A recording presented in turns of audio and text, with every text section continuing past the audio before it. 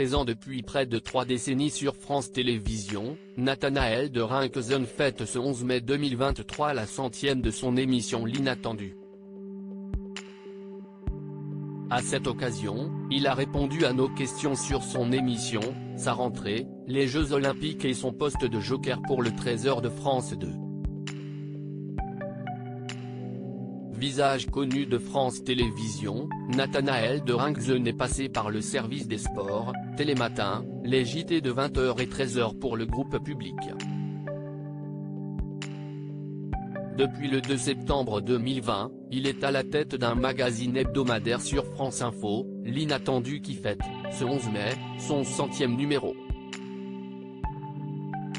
Programmation spéciale et invité sur mesure permet au rendez-vous de célébrer dignement ce cap. À l'occasion de cette soirée particulière, le journaliste nous a longuement reçus et a joué le jeu de l'interview sur une palette variée de sujets. Nathanaël de Rinckezon, cela me fait marrer de voir des gens interviewés dans les années 1970-1980 avec des cravates moches. Télé loisirs, quel est l'objectif de l'Inattendu chaque semaine? Nathanaël de Rinckezon, comprendre l'actualité grâce aux archives de l'INA. On fait appel à un invité en lien avec le thème. Il nous apporte son éclairage. Le tournage se fait à l'INA à Bry-sur-Marne, où nous avons un plateau qui nous est dédié. Nous sommes la seule émission de France Info à avoir un plateau fait uniquement pour nous. Ce qui me touche le plus avec ce magazine, ce sont les ambiances de ces images passées. CIST un peu notre Madeleine de Proust. Et cela me fait marrer de voir des gens interviewés dans les années 1970-1980 avec des cravates moches. CIST un livre de famille qu'on ouvre chaque semaine.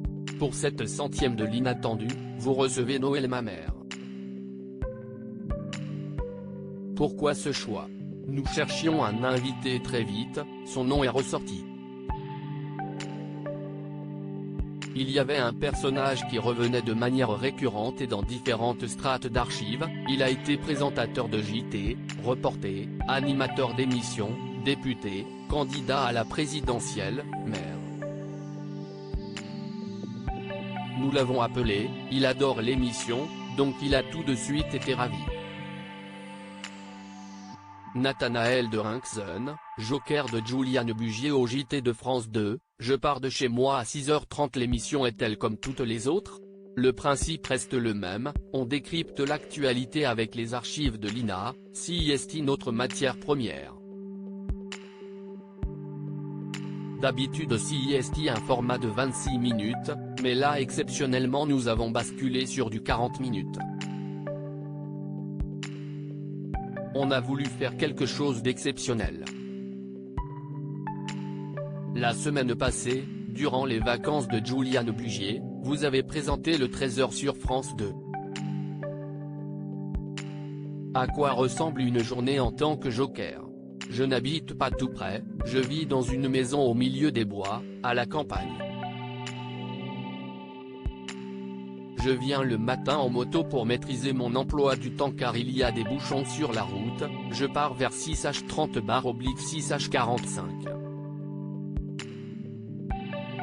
J'essaie d'être là tôt, participer à la vie de la rédaction et la préparation du journal.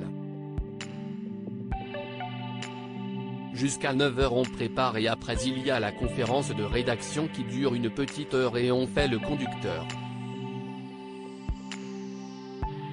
Ensuite je me rends ici, dans le bureau de Juliane Bugier, j'écris mes lancements. On est encore plus pointilleux, précise le journaliste de France 2. Depuis les gilets jaunes et le Covid-19, présentez-vous l'actualité autrement? Face à la défiance du public, il faut se montrer le plus rigoureux possible. Il faut serrer le jeu pour reprendre une métaphore sportive. On est encore plus pointilleux. Mes lancements, nous sommes deux pour les préparer, on recoupe nos informations, on a un prompteur qui travaille avec nous et qui relie et participe à la rédaction. Il y a pas mal de chaînes qui n'ont plus de prompteurs et de présentateurs qui n'ont plus d'assistants. L'ennemi de la bêtise à l'antenne, c'est le low cost. Mes lancements, entre le moment où je les écris et le moment où je les lis, je les ai relus 10 fois, les autres aussi, le rédacteur en chef aussi. Il y a une culture de la rigueur naturelle à France Télévisions. Après, nous sommes humains, nous ne sommes pas à l'abri des erreurs, mais elles ne sont pas organisées. Le frisson du direct, avant, pendant ou après le générique, je l'ai eu. Mon premier 20h c'était un énorme coup de stress, mon premier 13h aussi.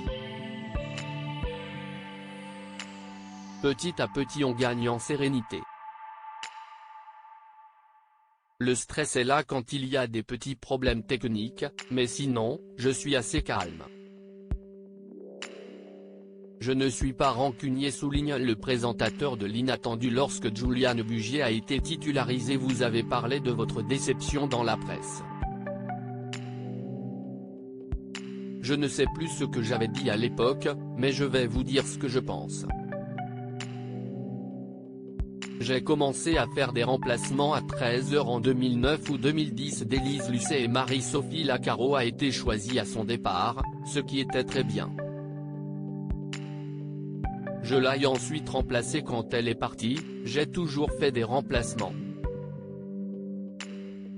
Cela me semblait extrêmement logique que l'on fasse confiance au Joker qui est un visage connu et reconnu du 13h pour continuer. Ils ont choisi Juliane, je n'ai aucun problème avec ça, j'ai juste dit que ça m'aurait semblé logique qu'on me fasse confiance et que j'étais prêt à remplacer Marie-Sophie Lacaro.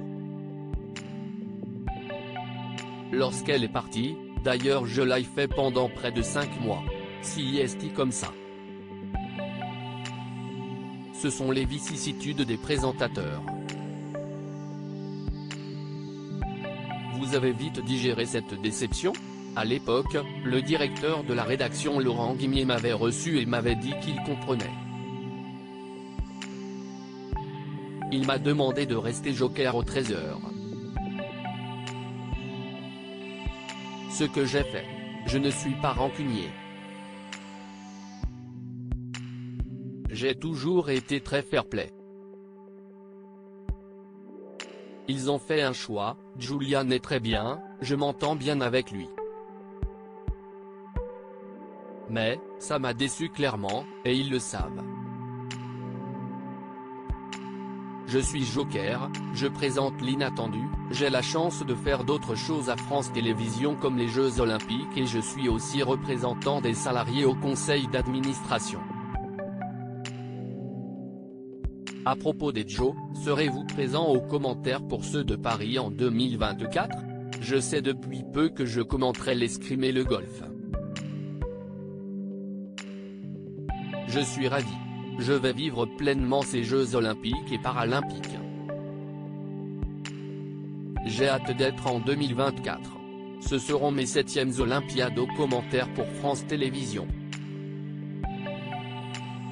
À lire aussi Nathanaël de Rincquezen Papa. Jean-Baptiste Marteau annonce l'heureuse nouvelle en direct dans le JT de France 2.